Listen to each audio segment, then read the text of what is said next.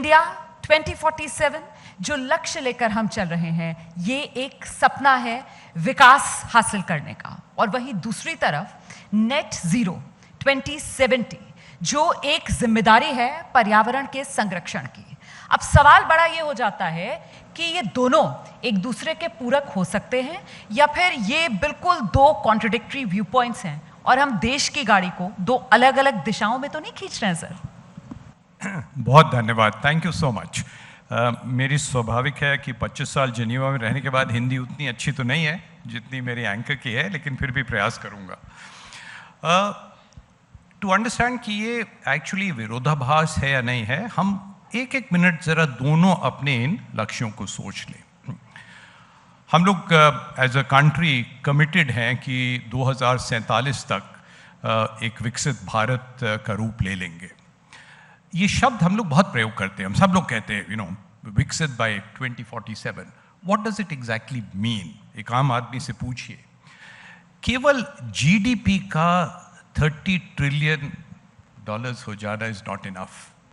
we've got to have adequate housing, adequate medical facilities, manufacturing growth। मतलब basically अगर आप एक पॉइंट लें, जब सब लोग हैं, अगर आज हम आपसे कहें कि 30 ट्रिलियन हो गए हैं, until and unless it has made a difference to you individually, व्यक्तिगत रूप से अगर आपको कोई फर्क नहीं पड़ा है तो नहीं। और सबसे बड़ा जो एक बिंदु उस लक्ष्य को हासिल करने के लिए होगा वो होगा power. Energy will be the single most important thing. मैंने बहुत अच्छा अभी पिछला सेशन सुना, बहुत ही बढ़िया, बहुत positive, it was a very positive session. There was one word missing in that entire session, the energy need that the country would require to reach the kind of AI level that we need. मैं आपको कुछ आंकड़े देता हूँ। इस समय हमारा लगभग पूरे देश में जो प्रोडक्शन कैपेसिटी है करीब 500 गीगावाट्स है। Again, the number may not mean anything. Let me give you comparisons. Entire UK, entire Great Britain की installed capacity is just over 100 gigawatts. हम 500 पे हैं, जबकि हमारा per capita consumption UK के per capita consumption से लगभग 1/10 है। So one of the most important ingredients would be to cross this barrier, and उसके लिए हम लोगों को लगभग 2000 गीगावाट का टारगेट बाय 2047 चाहिए। मतलब हमें 4 times we have to increase our present production capacity. क्या ये सब ग्रीन और रिन्यूएबल से हो सकता है? अनफॉर्चुनेटली नहीं। 2 कारण से कि it is not just the country's responsibility to go green, it is as much a responsibility to ensure that we are going green while ensuring energy at an affordable price। आज हम सब green कर दें but आपका बिजली का bill दुगना या तिगना हो जाए, that is not greening of the economy। तो एक तरफ तो ये हमें करना है, दूसरी तरफ क्लियरली हमारा लक्ष्य है, जैसा आपने कहा, 2070 तक to be absolutely net zero। Now obviously on the face of it ये कॉन्ट्रडिक्शन नजर आता है कि हम कैसे करें। मेरा एक सिंपल इसका मतलब सिंपलिस्टिक व्यू कह लीजिए है कि we can not see them as being divergent and incompatible. हमें बिल्कुल ये इंश्योर करना है कि not only do we grow but we grow green. और 2 बहुत बड़े एडवांटेजेस हैं हमारे पास एज कंपेयर टू जो और प्रीवियस दशक में या शताब्दी में इस तरह लोग ग्रो किए हैं, कंट्रीज ग्रो की हैं। Today we have far better technologies to grow की। जब अमेरिका डेवलप कर रहा था तब क्या रिन्यूएबल एनर्जी थी? नहीं थी। जब यूरोप डेवलप कर रहा था तो क्या उनके पास सोलर पैनल्स थे? नहीं थे। So in some ways they are having to retrofit what they have. तो मतलब हम टारगेट अचीव कर सकते हैं या हमें कुछ समझौते करने पड़ेंगे इस रास्ते में? देखिए, अगर हम कॉपी करेंगे जो वेस्ट ने किया है, हम टारगेट नहीं अचीव कर पाएंगे। We have to carve our own path. We have to be very individualistic about it. Sir माफी के साथ, हाँ। मतलब कॉपी तो हम करेंगे क्या? ये जितनी वेस्ट की कंट्रीज, जितने डेवलप नेशंस हैं, आप इतिहास उठाकर देखिए, ये सब तो पहले डेवलप हो गए और अब ये ज्ञान देते हैं हम लोगों को सस्टेनेबल ग्रोथ का। तो ऐसे में हमारे सामने क्या किसी दुनिया के देश का कोई ऐसा मॉडल है? इस मामले में भी हमें अपना मॉडल, मतलब इस मामले में भी हमें आत्मनिर्भर बनना पड़ेगा, अपनी लकीर खुद खींचनी होगी। एक तो बात बिल्कुल आप सत्य कह रही हैं कि ये सब देश ऐसे थे जिन्होंने जब इंडस्ट्रियलाइज हो रहे थे, इन्होंने पर्यावरण के बारे में एक बिंदु नहीं सोचा, एंड इनकी ग्रोथ हो गई, इंडस्ट्रियलाइज हो गए, and then suddenly they became the biggest preachers of environmental sustainability. अगर आपको, और ये मैं इस प्लेटफॉर्म के माध्यम से ही नहीं, अगर आपको जेन्युइन ग्लोबल डबल स्पीक का एग्जाम्पल चाहिए, nothing could be worse than this. उसका एक सत्य ये है कि एक तरह से you could even call it kicking away the ladder, कि आपने एक पर्टिकुलर लैडर इस्तेमाल करके एक स्तर पे आप पहुंचे, उस स्तर पे पहुंच के you want to kick that ladder away. Suddenly all this talk about कितना जरूरी है, ये जो सबसे इंपॉर्टेंट चीज है, we must preserve the planet for the next generation. You've completely forgotten about the present generation. What about the developmental obligation that every government in a developing country has towards its masses, including India? तो sorry, थोड़ा seriously बोल गया, मुझे बोलना और आपकी तरह हमें उनको रास्ता दिखाना है, हम उनका रास्ता नहीं देखेंगे, हमें उनको रास्ता दिखाना है, not the western world but developing countries को, कि हम दोनों लक्ष्य साथ साथ कर सकते हैं। इनको कॉन्ट्रडिक्शन के रूप में ना माने, इनको ये माने कि the growth will be sustainable, that is the growth which will lead us to develop. तो मतलब यहाँ पर वो स्पेस है जहाँ भारत वाकई में विश्व गुरु बनकर उभर सकता है, जो दुनिया के अन्य डेवलपिंग नेशंस हैं उनको रास्ता दिखा सकता है। सवाल अब मेरा ये है कि ये क्लाइमेट जस्टिस की हम बात करते हैं, आप देखिए जो ग्लोबल एमिशंस के हिसाब से अगर देखा जाए तो जो डेवलप्ड कंट्रीज़ हैं वहाँ का हिसाब देख लीजिए और भारत का देख लीजिए, तो उसमें तो कोई कंपैरिजन है ही नहीं। ऐसे में क्या हम पर दबाव ज़्यादा है? देखिए, दबाव उतना होता है जितना आप लें। आप किसी भी क्रिकेटर, आजकल आईपीएल चल ही रहा था, पूछें तो वो कहते हैं हम तो जाते हैं, हम अपने जोन में चले जाते हैं, हम ध्यान नहीं देते हैं। हम लोग इस ग्लोबल इशू को दो तरीके से अप्रोच कर सकते हैं। एक तो हर कॉप से बड़ा तो कोई ग्लोबल इवेंट होता नहीं, उसमें जाएं और हम निरंतर ये कहते रहे, आपने पल्यूट किया था तो आप अब पैसे दीजिए जिससे कि हम भी ग्रीन की तरफ जा सकें। कहते रहिए, निरंतर कहते रहिए, आपको you will get lip service, you will ask for $3 trillion, you will get 600 billion, you will not get that money. और वो मिलता भी कैसे? ये तो जो हम लोग डेवलपमेंट कोऑपरेशन में इतने साल WTO में काम किया है, अगर कोई कंट्री कह भी रही है वो आपको 5 करोड़ दे रही है, उसमें 4.5 करोड़ तो वो चला जाएगा उनके विशेषज्ञों को आपके देश में फ्लाई करके लाना। What have you reached out of it? Nothing. So while हमें क्लाइमेट जस्टिस के रूप में ये तो कहते रहना है कि पल्यूटर पेज फर्स्ट प्रिंसिपल रहे, आपने पल्यूट किया, you are responsible, but internally we must continue to do as if it doesn't matter to them. ये एक सत्य है विश्व का कि हम लोग कह रहे हैं कि हम डेवलप्ड कंट्री होना चाहते हैं 2047 तक। On the public forum everyone will clap, privately do you think they are keen we become? आपको इतने रोड़े पड़ेंगे। The Trump tariffs are only one such example. You will get 100 such examples where what is being said will not be implemented. और आपको वही बिल्कुल इसमें रमाना सत्य है कि आपको खुद ये वास्तव में अपना बात करना है, उसके लिए आपको खुद पैसे इकट्ठे करने हैं, खुद पैसे इसमें लगाने हैं, and it's a large some of money. Not that कि आप क्लाइमेट जस्टिस के लिए फाइट ना करते रहें, बट क्लाइमेट जस्टिस का एक और पॉइंट, एक तो क्लाइमेट जस्टिस है when we look at ourselves and other countries, but let's also ensure climate justice within our country. हम एनर्जी ट्रांजिशन की बात करते हैं कि कोल को बंद कर दिया जाए, कितने लाखों परिवार हैं जो कोल या थर्मल एनर्जी पे निर्भर हैं। True climate justice will start at home. तो सर, ये जो एनर्जी का बैलेंस है वो कैसे बनेगा? कितनी निर्भरता कोल पर, कितनी रिन्यूएबल एनर्जी पर, कितनी न्यूक्लियर पर, इसको किस तरीके से आप डिफाइन करेंगे? अब मैं कुछ देर के लिए अपना व्यक्तिगत विचार व्यक्त करता हूँ। जब मैं बहुत पहले करीब 20 वर्ष भारतीय प्रशासनिक सेवा में रहा, तो हम लोग से कहा जाता था कि जब कुछ ऐसी बात बोलनी है तो कह दो प्राइवेटली बोल रहे हैं, but you very soon realize कि that is the one which is often quoted the most. आपने 4 बहुत अहम हमारे एनर्जी पोर्टफोलियो के पिलर्स का नाम लिया। and trust me, they are all four so important that let me repeat them. Obviously सब लोग बात रिन्यूएबल की कर रहे हैं सबसे ज़्यादा, और इस समय हमारा टोटल 500 गीगावाट में लगभग 250 गीगावाट रिन्यूएबल हो गया है ज़्यादा, और इस समय हमारा टोटल 500 गीगावाट में लगभग 250 गीगावाट रिन्यूएबल हो गया है. After China, we are probably the biggest renewable now producing country. तो renewable तो पक्का रहेगा, जिसमें दोनों solar और wind आया. You will certainly have gas. एक बहुत महत्वपूर्ण component ये रहेगा. फिर जिसके हमारे पास abundant resources हैं, और जो क्षेत्र सबसे ज़्यादा pressure attract करता है coal. We have one of the world's largest resources, और सब कहते हैं कोल बिल्कुल मत प्रयोग करो. कोई बीच का रास्ता निकालना पड़ेगा कि हम कोल का इस्तेमाल भी करेंगे, but in a more cleaner way.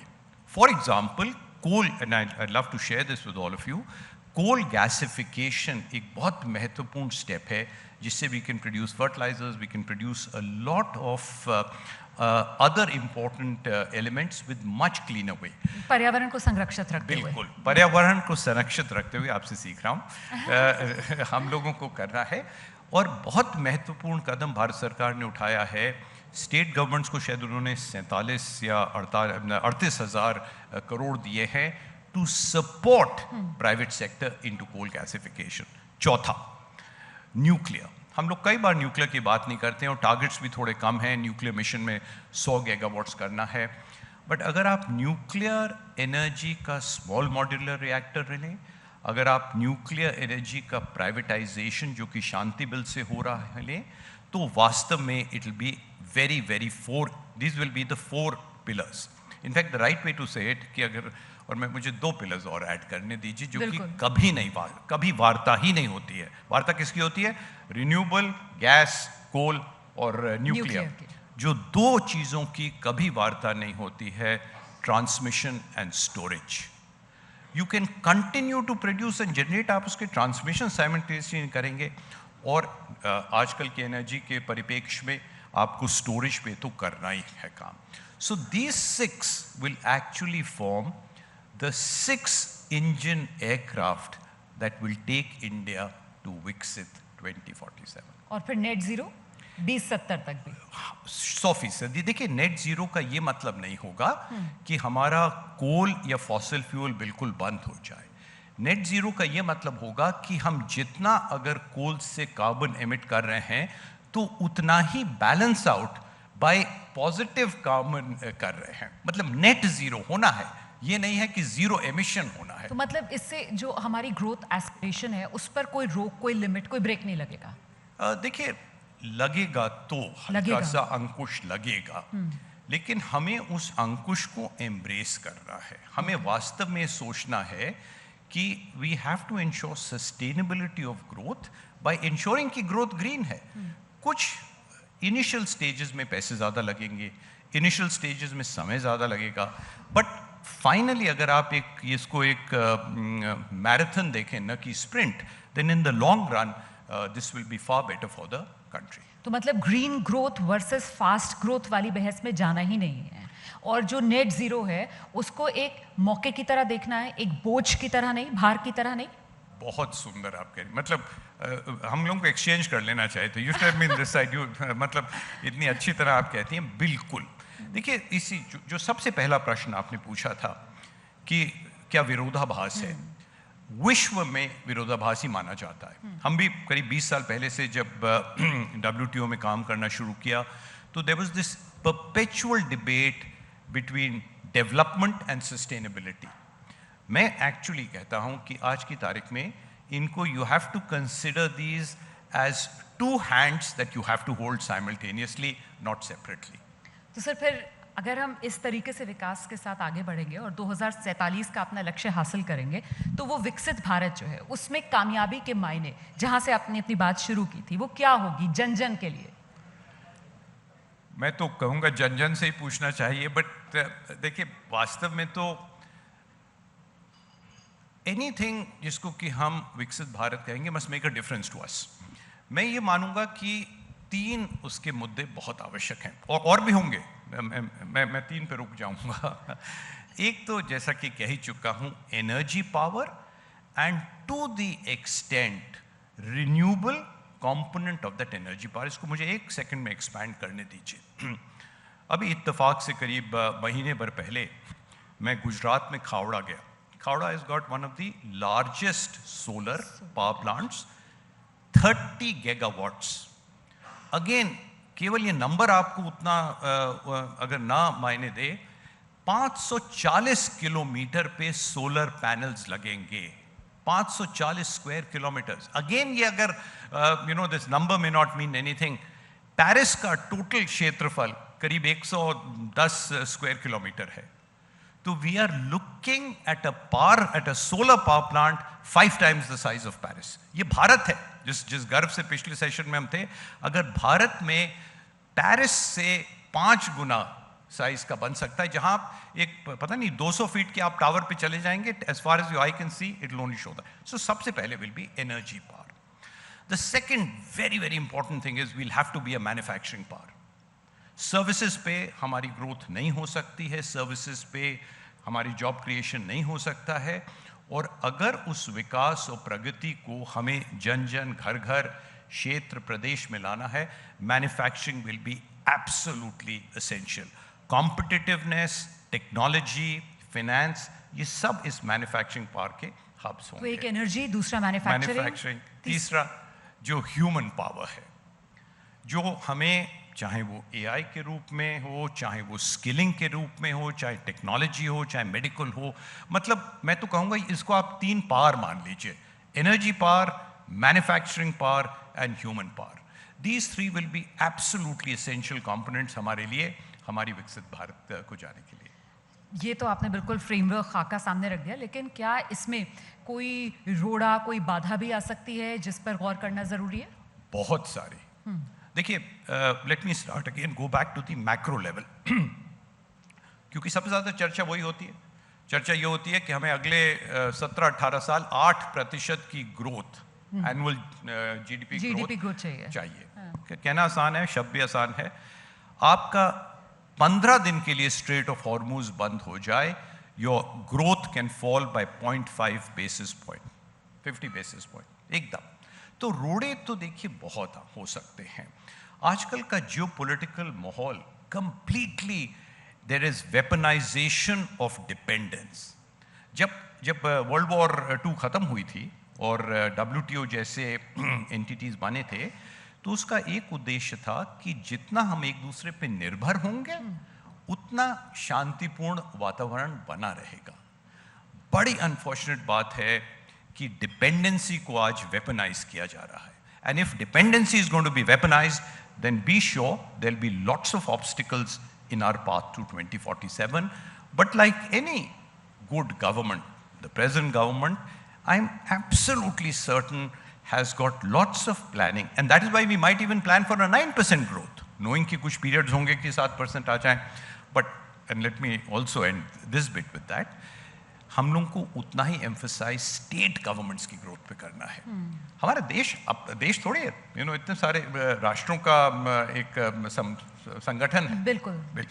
उनमें we have to ensure 9% growth। बड़े रोड़े आएंगे जैसा आप कह रही हैं, but I'm fairly successful the kind of positivity we have in the population and the kind of planning we have in the government, we should be able to overcome. तो आपने जो अभी ऑब्स्टिकल बताया वो वैश्विक कारण आपने गिनाए, है ना? तो सर कुछ ऐसे वेरिएबल्स जो हमारे हाथ में है, जिनको हम कंट्रोल कर सकते हैं, उसके बारे में अगर आप बताना चाहें। देखिए, कंट्रोल मतलब नेशनल वेरिएबल्स तो ऑफ हैंड मुझे नहीं लगता है कोई है। स्वाभाविक है, कुछ अजम्पशंस होते हैं हमारे जो कि हम इस बात पे अज्यूम कर रहे हैं। हम अज्यूम कर रहे हैं कि हमारे एनर्जी प्रोडक्शन बढ़ता रहेगा। हम अज्यूम कर रहे हैं कि हमारी जनगणना की जो ग्रोथ है वो थोड़ी सी कम हो जाएगी। हम अज्यूम कर रहे हैं कि जो नई टेक्नोलॉजी है उसमें हम सबसे आगे रहेंगे। हम अज्यूम कर रहे हैं कि जितना भी हम खुद जनरेट कर रहे हैं can all go into growth. Suddenly defence की तरफ बहुत ज़्यादा नहीं चला जाएगा। So there are a number of things जो कि इंटरनल है। असम्पशंस में थोड़ा कंजर्वेटिव रहने की जरूरत है। Certainly, managing expectations. और आपने पॉपुलेशन का क्योंकि जिक्र किया यहाँ पर, तो पॉपुलेशन जो है वो एक तरीके से डेमोग्राफिक डिविडेंड आपको लगता है कि मिलने वाला है इंडिया को? सर्टेनली मिल भी रहा है, मिलेगा भी। केवल पॉपुलेशन ही ना कहिए, let us call it the very young average age of the population. We are genuinely best, but blessings केवल youthfulness of the demographic divide से नहीं आती है. I always want to add that one other element to it, the ambition of the youthful population. उससे demographic advantage मिलता है, and trust me, the level of aspiration and level of ambition today is far more when I was at that age. Sir, सबसे महत्वपूर्ण आप किसको मानते हैं? मतलब ये दोनों टारगेट्स अचीव करने के लिए हमारी पॉलिसी मेकिंग का सबसे बड़ा रोल होना चाहिए, कैपिटल बहुत ज़्यादा इंपॉर्टेंट हो जाता है, पब्लिक एक्सेप्टेंस बहुत ज़्यादा इंपॉर्टेंट हो जाता है, या फिर कुछ और? देखो, दो चीज़ मैं कहूँगा, एक मत कहिए. You need the absolute right public policies, और उसमें थिंक टैंक्स, हम अकेले नहीं हैं, बहुत सारे लोग हैं. चिंतन जो है, केवल एक काम हम क्या करते हैं, बहुत अच्छे काम हो रहे हैं. जो भी perception, concerns, constraints ground level पे हैं, हमारा काम है उन्हें सरकार तक पहुंचाना. पब्लिक पॉलिसी का पूरा हक सरकार का है. अगर हम ये माने कि जो हम उन्हें अपने सुझाव दे रहे हैं वो सब मान लेंगे, तो हम गलत कर रहे हैं. तो एक चीज़ तो है public policy grounded in grass root reality, not public policy जो कि formulated only in AC rooms. बिल्कुल air condition room.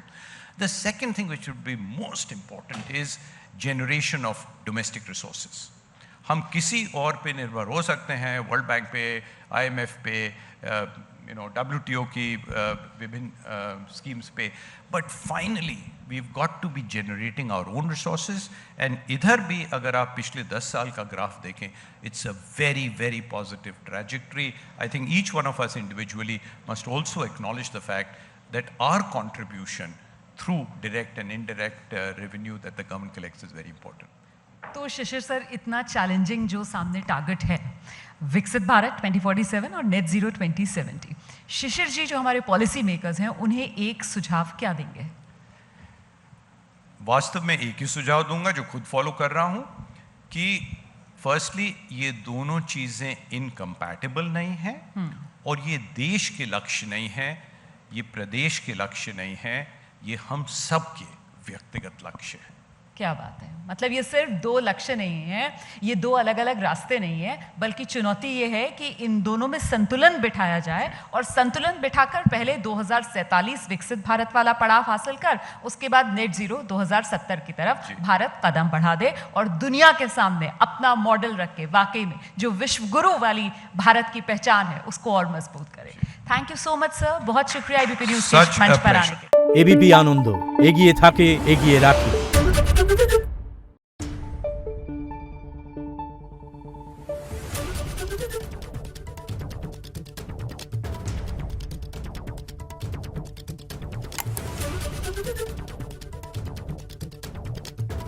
Thank you.